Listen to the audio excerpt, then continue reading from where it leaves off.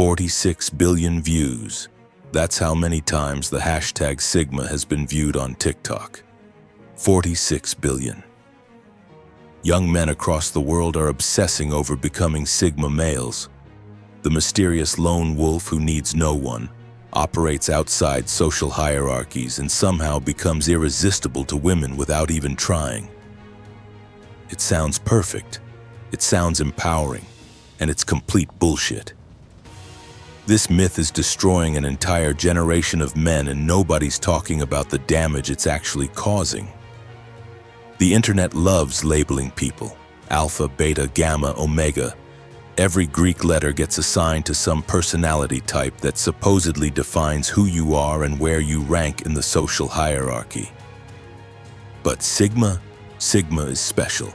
Sigmas are supposedly equal to alphas but exist outside the hierarchy entirely. They're lone wolves, mysterious, independent. They don't need validation. They don't follow rules. They're John Wick, Patrick Bateman, Batman.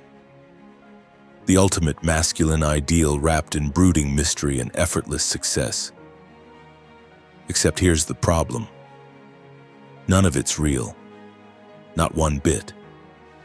And the men who are buying into this fantasy are setting themselves up for isolation, loneliness, and failure while thinking they're becoming something special. The Sigma male concept isn't ancient wisdom. It's not based on psychology or science. It's a marketing gimmick created by a far-right activist in 2010 to sell books and courses to insecure young men. And it's working. Let's start with where this whole mess began. The entire foundation of the Sigma male concept rests on the alpha-beta hierarchy. You've heard it a million times. Alpha males are leaders, dominant, confident, successful. Beta males are followers, submissive, weak, overlooked. This hierarchy supposedly exists naturally in humans just like it does in wolves. Except there's one tiny problem: it doesn't exist in wolves either. The whole alpha wolf theory came from a 1947 study by Rudolf Schenkel, who observed wolves in captivity. He watched unrelated wolves thrown together in artificial conditions and saw them fight for dominance. Then everyone assumed that's how wolves naturally behave in the wild.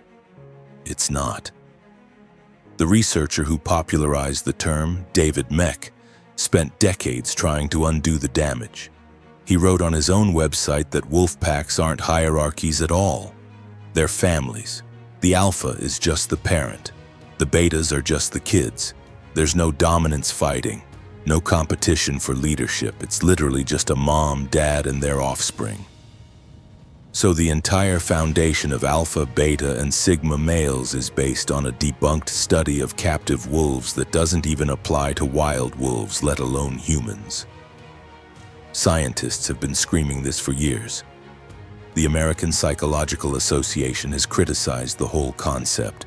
Recent studies of over 100 primate species found that male-dominated hierarchies are rare.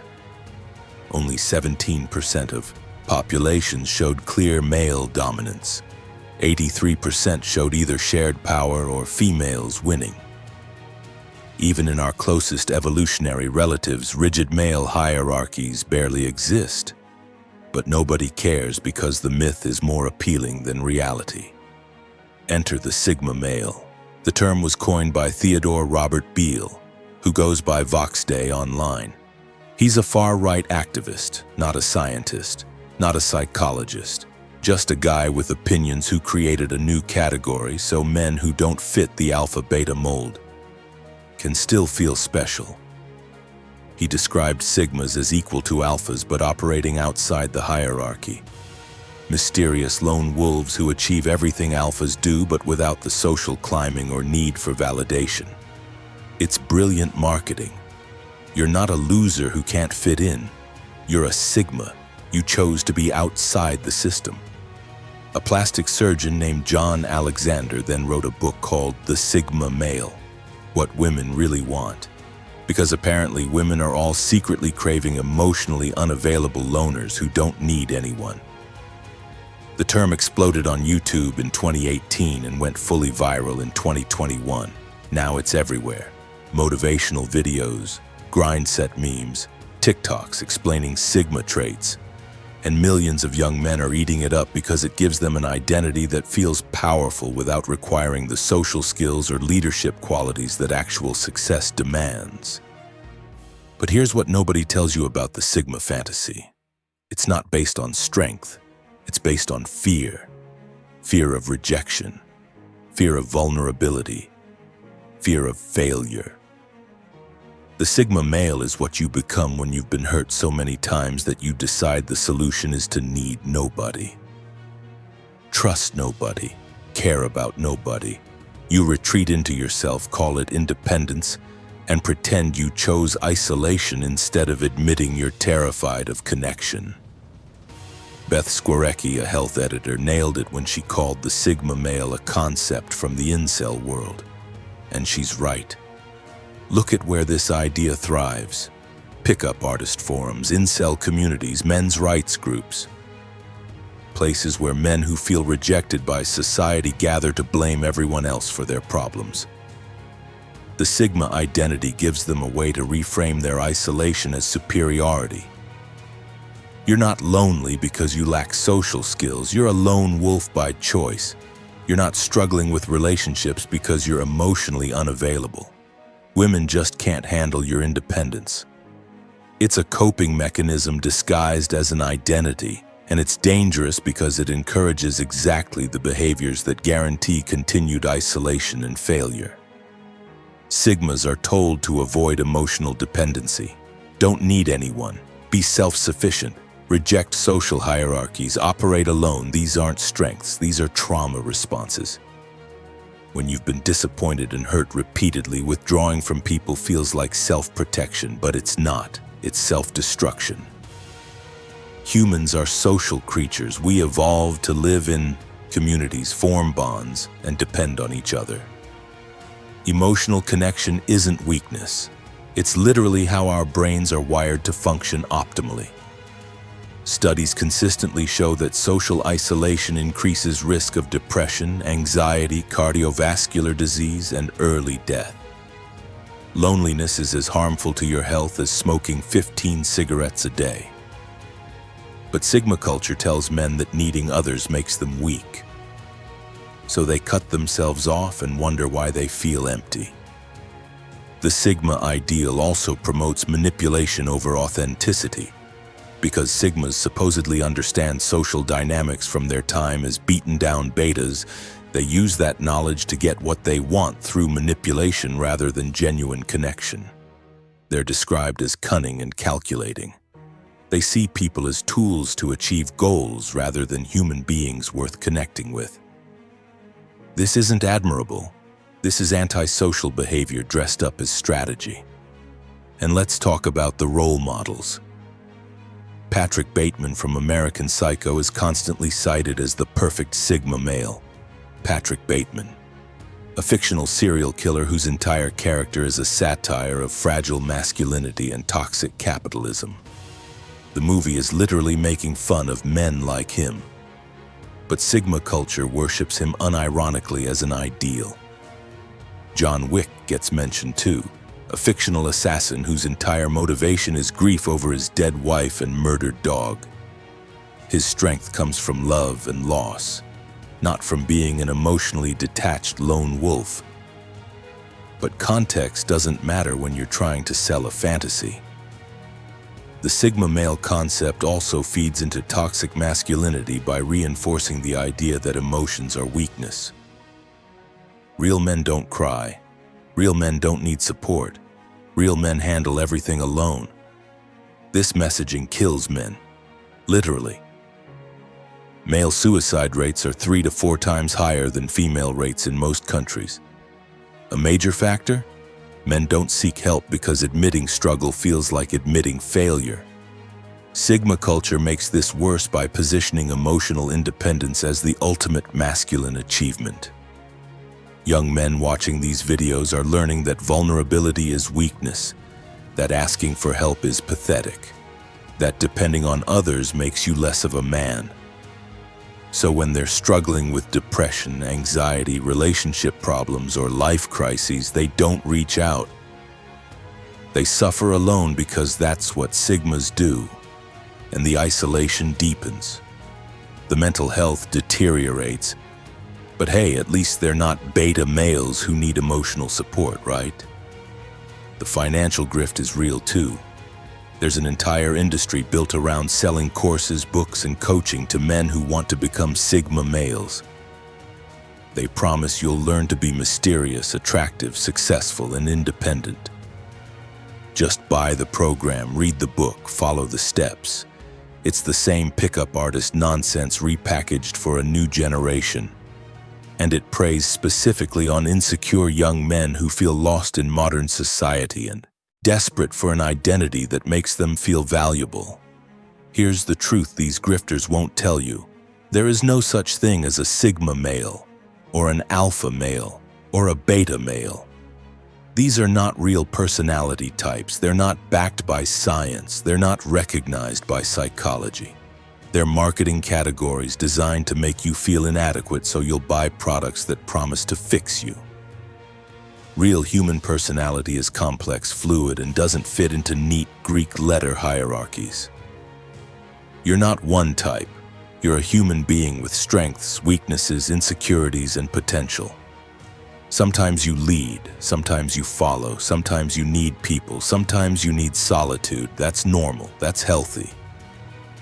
Trying to force yourself into a rigid identity based on pseudoscience is like trying to fit your entire personality into a zodiac sign. It's limiting, inaccurate, and ultimately harmful. The Sigma fantasy tells you that success comes from emotional detachment and isolation. Reality says the opposite. The most successful people, actually successful, not internet fantasy successful, have strong social networks. They build relationships. They ask for help. They collaborate. They're emotionally intelligent enough to form genuine connections. Success in business, relationships, and life requires working with others, not against them. Even the supposed Sigma traits are contradictory.